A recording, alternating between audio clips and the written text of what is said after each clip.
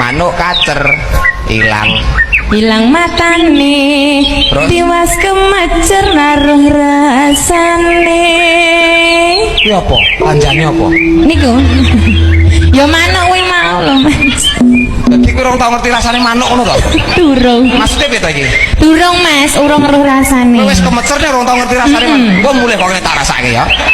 Lemah. Penak-penak. Emah. Wekmu ketok elek Om. Gak terima aku. Apa? Disangkas dari iso bedek jawabanku. Silahkan. Kewan nopo sing buntute 5? Kewan sing buntute 5. Cecak kae paling popole cabang lho. Ora enek Masih. Kewan buntute 5 iki ora ana. Cah bodho. Gusti nyiptakne kewan ki buntut ki mesti siji utawa loro. Iki ana kewan buntute 5. Ora enek. Ana kewan apa buntute 5? Wedhus. Lah kok iso? Wedhus iki nomere pira? 35. Kepalane 3, buntute 5. Apal temen. Cah SD le. Lah kowe apa roh soto? Apa? Soto roh kowe? Ya ngerti ta? Siti. Ngerti. Lah soto karo siti bedane apa? Nek soto panganan nek siti wong Wah, cah cengoh kowe iki omong. lho piye ta iki kok iso Kabeh omongan paut yo ngerti nek soto ki panganan siti ki wong ki. lah nek soto panganan nek siti wong ki wis bener to Ora. soto ki panganan siti bakule Kabeh ning donya ya ngono kuwi. lah apa bedane soto karo siti Nek soto ki mine putih.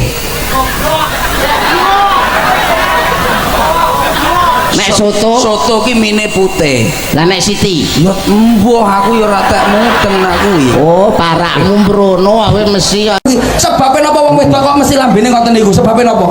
Karena wedok. Mboten karena lambene loro. Lho, sowamblok lho Mas aku piye iki. Sebab wong lanang sak kecap, wong wedok iso 100 kecap. Contone ngeten mawon. Kados jenengan ngeten iki pomane sakit. Wong lanang karo wong wedok loro ki beda, Bos. Bedane piye? Lah wong lanang loro ngelu awake, ngelu sirahe, awake panas dilus-lus karo wong wedok gaene kopi. Beres. Ya ampun, bojoku sing paling gandeng dhewe sesuk sehat ya, ndang nyambut gaene. Beres. Apa meneh dimboi kecupan ngono. Lah selesai wong lanang wis seger waras. Lah wong wedok kok gembreges awake. Awake cas-cas aja digone rumah sakit. Lah terus dilus-lus dipijeti Ora usah dikecup ora usah gawa ning kota, kekno berkah tukono gelang kalung selesai. bedane lanang karo wedok kuwi Kenapa nggih, Bu? walah enak kopi ireng Pak timbangane kopi susu Lah kok iso moro tuh ngengkel ora iso tetep enak kopi susu kopine marai melek susune iso gawe kesehatan ning dinggo niku enak kopi ireng Contone. lah nek kopi ireng kuwi kan irenge kan akeh lah nek susu irenge kan sithik wis tak omongi kaya ngono kuwi gak percaya Mas Mara to mbok ngono. moro tuh anu ewang ngono cil moro tuane kok gerak kruyuk nek kopi ireng Orang laki-laki itu adalah pemimpin rumah tangga, kepala rumah tangga. Wong wedok kudu gelem ngajeni karo sing lanang. Wis ora usah. Wong wedok ngono ibarate swarga katut neraka, swarga nunut neraka katut.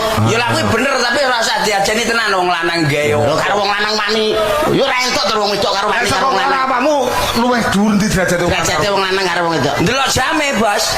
Lho, kok iso ndelok jame iki lho. Iki omong gue sing tenanan. Omongan lho sing tenanan dirungokne tenan lho ndelok jame. Delok jame piye maksudnya? Ya sekarang sing ning dhuwur sapa lah kuwi jam-jame urung tentu.